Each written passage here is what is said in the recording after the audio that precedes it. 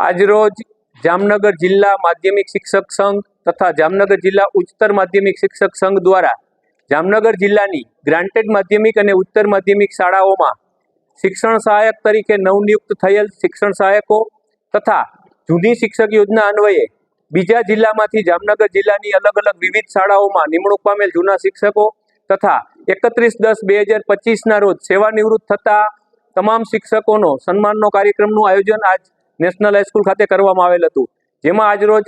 જિલ્લા શિક્ષણ અધિકારી શ્રી વિપુલ મહેતા સાહેબ તથા કચેરીના મદદનીશ શિક્ષક નિરીક્ષક શ્રીઓ તથા શાળા સંચાલક મંડળના પ્રમુખ શ્રી દીપકભાઈ ઠક્કર, મંત્રી શ્રી જતીનભાઈ શાહ તથા વિવિધ મહેમાનો આજ તકે હાજર રહેલા અને અમારા તમામ શિક્ષકોનું આજરોજ અમે સન્માન કર્યું. માધ્યમિક વિભાગમાં 59 જેટલા શિક્ષકો, જ્યારે 39 જેટલા ઉચ્ચતર માધ્યમિકમાં શિક્ષકો નિમણૂક પામ્યા છે, જ્યારે જૂના શિક્ષક તરીકે બીજા જિલ્લામાંથી માધ્યમિકની અંદર 17 જેટલા અને ઉચ્ચતર માધ્યમિકમાં 18 જેટલા શિક્ષકો